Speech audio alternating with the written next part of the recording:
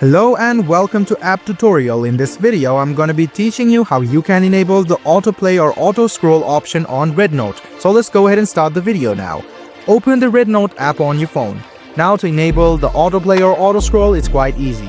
Just go ahead and tap on any video content or photo contents on Rednote and tap on its screen. After you do so, you can see the auto scroll option. Go ahead and tap on it. So let's suppose this video is ending. After the video is going to end, it will automatically play the other video or automatically scroll other video, as you can see. So this will happen non-stop until you turn it off. So to turn it off, it's quite easy. Just go ahead and tap on the screen and you can see the auto scroll or autoplay option. Go ahead and disable it and the app will no longer auto scroll the content.